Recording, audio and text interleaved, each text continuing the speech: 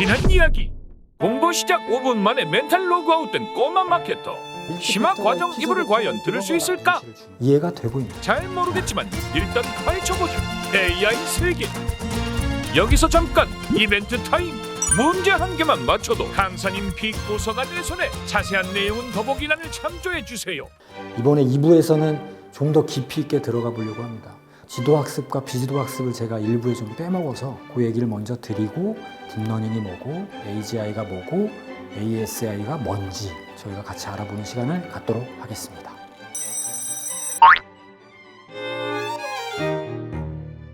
비지도학습이 있고 지도학습이 있거든요. 이 학습 방법이 딥러닝은 사실 여기에 가까워요. 비지도학습을 못하는 건 아니지만 딥러닝은 지도학습이다 이렇게 생각하셔도 무리가 없을 정도가 되거든요. 사실 이걸 다 아우르는 게 저희가 맨날 얘기하는 머신러닝이거든요. 머신러닝은 원래 기본 개념 자체가 예측입니다. 그 안에 이제 여러 다른 카테고리가 있는데 딥러닝은 지도학습을 가지고 만든 어떤 학습 메커니즘이다 이렇게 보시면 되거든요. 정확하게 어떤 걸 디파인하기가 쉽지가 않을 때가 있어요. 딥러닝이라고 그냥 우리가 읽고 얘는 지도학습을 기반으로 한다 이렇게 보시면 되고, 차이가 뭐냐면 비지도학습은 데이터를 저희가 일일이 가공하거나 뭔가 행위를 해서 넣어주지는 않습니다. 여기 이제 시계열 데이터가 제일 많아요. 타임 시리즈 데이터라고 하는 로그성 데이터를 가지고 패턴을 분석하는 그런 일을 하는 게 비지도학습이다라고 생각하시면 되거든요. 사실 정답이 없는 거죠. 그냥 데이터를 계속 실시간으로 밀어놓고 그렇게 들어오는 데이터를 인공지능이 알아서 패턴화하는 거예요. 그게 이제 비지도학습이고, 지도학습은 저희가 데이터셋을 만들어서 넣어줘요. 예를 들면 감정에 대한 분류를 한다고 한다면 나는 오늘 아프다. 그리고 여기에 라벨을 부정 이렇게 붙이는 거죠. 나는 오늘 기분이 별로야.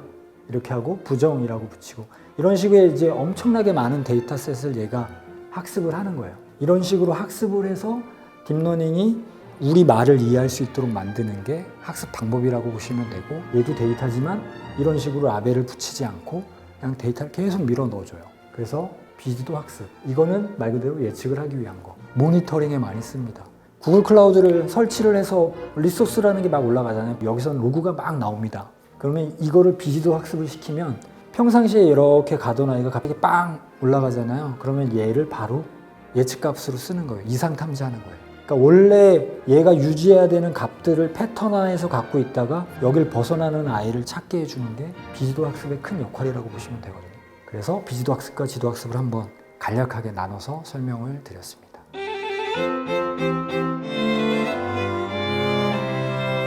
오늘은 다룰 게 AI, 그 다음에 AGI, 그 다음에 ASI 세 가지 카테고리이고, 지금 이제 저희가 많이 쓰는 게 이게 약 AI라고 하거든요. 그 다음에 얘가 강 AI고, 그 다음에 얘가 초 AI. 대부분 지금 저희가 쓰는 게 요 약 AI예요. 특정 부분에 있어서 뭔가 역할을 할 수 있는 AI고, 이 AI가 나오기 위해서 필요했던 게 딥러닝이 있습니다. 딥러닝이 어떻게 학습을 하는지를 알면 좀 더 이해하기 쉬워질 것 같아서 이 얘기를 드릴 건데, AI라는 친구는 스스로 학습을 아직은 못해요. 우리가 뭔가 데이터를 계속 넣어줘야 됩니다. 일부에서 말씀드렸던 트랜스포머 모델 같은 경우는 설계라고 했잖아요. 그 설계 위에 이제 LLM이라는 어떤 결과물을 만들었는데, 이 LLM이라는 결과물이 나오려고 굉장히 많은 데이터를 학습했거든요. 이 학습이 말 그대로 딥러닝이에요. 그런 데이터들을 가지고 학습을 해서 지금 우리가 이렇게 자연스럽게 대답할 수 있는 상태가 되었다라고 말할 수 있고, 딥러닝이라는 게 그 주축을 이룬다라고 보시면 돼요. 딥러닝의 학습 방법은 일단 입력층이 있고, 입력층에 이제 데이터가 들어오는 거죠. 그리고 은닉층이 있어요. 여기서 이제 뭔가 계산을 합니다. 학습을 하는 거예요, 말 그대로. 그 다음에 출력층이 있습니다. 이렇게 학습한 걸 가지고 이제 출력을 한다라는 의미라고 보시면 돼요. 여기까지 보셨으면 이벤트 해야죠. 문제 한 개만 맞춰도 강사님 빅도서가 내 손에 자세한 내용은 더보기란을 참조해주세요. 쉽게 이제 예를 들자면 사과와 배가 있는데, 사과와 배를 구분하려면 모양으로 구분하기 참 쉽지 않을 것 같아요. 그러니까 사람의 입장에서 보지 말고 AI 입장에서 보면 아마 모양으로 비교하기는 쉽지 않을 거예요. 거의 같은 형태이잖아요. 근데 구별할 수 있는 게 특성이 뭐냐면, 우리가 이걸 피처라고 부르는데 형태가 있을 거고 그 다음에 얘를 주요하게 나눌 수 있는 게 색깔이 있을 겁니다. 색깔. 배가 빨간색은 없잖아요. 그러면 가중치를 여기에 더 준다 이렇게 보시면 돼요. 어떤 형태와 색깔을 가지고 입력이 되면 은닉층에서는 여기에 어떤 거에 가중치를 더 줄지를 고민하는 거예요. 그래서 사과에 대한 판별을 높이기 위해서 학습한다라고 한다면 형태보다는 색깔에 더 가중치를 주는 거죠. 여기에 80, 여기에 20. 배와 사과를 같이 줬을 때 AI가 사과를 선택할 수 있는, 판별할 수 있는 게 훨씬 높아질 거잖아요. 왜냐하면 배는 빨간색은 없으니까.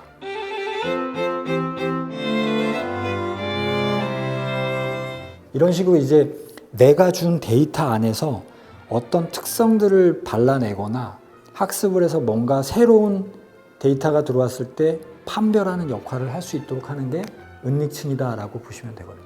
다시 풀어보면 순전파, 손실함수, 역전파 이렇게 되거든요. 말 그대로 얘를 그냥 순전파라고 보면 돼요. 그리고 여기서 이제 손실함수를 계산해요. 내가 보기에 사과라는 거를 인식하기 위한 어떤 과정 계산값을 돌리다가 사과라고 판별했는데 얘가 배인 거예요. 알고 보니까 왜 배인데 사과라고 판별했는지를 이제 다시 확인해야 될 거잖아요. 그런 것들을 이제 우리가 손실함수라고 해요. 그러니까 사과라고 판별했는데 배가 나왔으면 예측이 틀린 거잖아요. 그 틀린 예측을 만회하기 위해서 손실함수라는 걸 쓰는 거예요. 그 다음에 역전파입니다. 역전파에서는 뭐를 하냐면 이렇게 손실함수 계산한 것과 가중치를 저희가 계산할 수 있게 해주는 게 역전파예요. 우리가 예측한 것과 실제 값이 틀린 거를 계산을 했고 그렇게 틀린 값을 가지고 어떻게 기울기를 만들면 잘 예측할 수 있을지를 가중치로 조정한다고 보시면 되거든요. 그래서 가중치와 편향을 가지고 다시 돌아갑니다. 그러면 계속 학습하는 거예요. 그런 식으로. 그게 이제 요 과정이다 라고 보시면 됩니다. 이게 이제 딥러닝이 학습하는 방법이거든요. 결국은. 이해가 되고 있나요? 얼추 하고 있는 것 같습니다.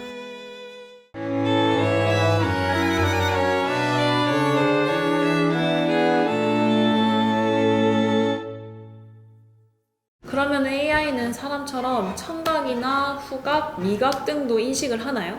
우리는 이제 체험을 할 수 있잖아요. 인간은 뭔가 맛도 볼 수 있고 들을 수 있고 하는데 이 친구는 그냥 우리가 그렇게 체감했던 걸 우리가 언어로 풀어놓은 걸 가지고 학습을 하기 때문에 직접적으로 뭔가 만지거나 들을 수 있는 건 아니겠죠. 근데 언어 표현에 대해서는 다 학습이 가능하다라고 보시면 될 것 같아요.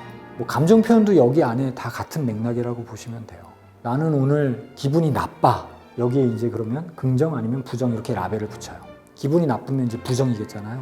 이런 식으로 이제 말의 세트를 굉장히 많이 넣어서 학습을 시키는 거예요. 내가 기분이 나쁘다라는 직접적인 표현도 부정으로 알고 나는 오늘 좀 그래 라는 것도 부정으로 알고 그러니까 이런 말의 세트들을 엄청나게 많이 넣어서 학습을 시키는 거예요. 아까 말씀드린 약 AI가 있고 그 다음에 AGI가 나올 거잖아요. 인간과 같은 레벨에 서 있는 아이다라고 보면 되는 거죠. 스스로 학습한다라는 게 가장 큰 의미가 있을 것 같아요. 그냥 자기가 알아서 찾아서 알아서 계속 학습하고 인간처럼 모든 부분의 일을 수행할 수 있는 범용 AI가 나오는 거죠. 그럼 인간보다 조금 더 낫거나 인간의 수준이거나 그리고 구글에서 지금 계속 예전부터 이 AI 관련한 걸 계속 개발하는 이유가 단순히 지금 저희가 쓰는 챗봇을 만들려고 하는 게 아니에요. 원래 시초는 로봇 때문에 시작한 거거든요. 로봇의 형체를 만들더라도 로봇이 움직이려면 뭔가 인간의 말을 알아듣고 액션을 해야 되잖아요. 행위를 해야 되잖아요. 말을 할 때마다 프로그램을 짜서 코드를 보낼 수는 없으니까 그러면 우리가 하는 말을 AI가 쉽게 받아서 이해할 수 있게 만드는 게 지금 이 메커니즘인 거고 전체적인 흐름인 거고 이게 여기 로봇 위에 딱 장착이 되면 우리가 하는 말을 로봇이 바로 알아듣고 뭔가를 할 수 있다. 그래서 구글에서는 이 로봇에 대해서 굉장히 심혈을 기울이고 있죠. 결국은 이렇게 가는 거예요. 로봇으로 가는 겁니다.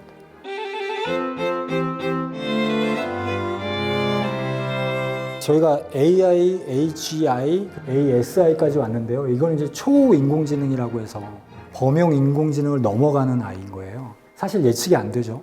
아까 말씀드렸지만 이 AGI는 구글 딥마인드 대표가 말한 것처럼 5년에서 10년 안에 나올 수도 있어요. 그러면은 굉장히 많은 일을 하게 될 겁니다.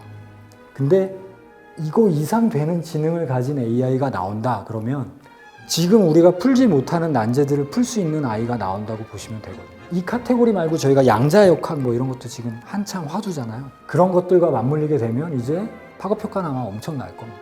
그만큼 초지능인 거죠. 우리의 지능은 훨씬 뛰어넘는 지능이고 우리가 이해하지 못했던 것들을 이해할 수 있게 만들 수 있는 존재가 나온다.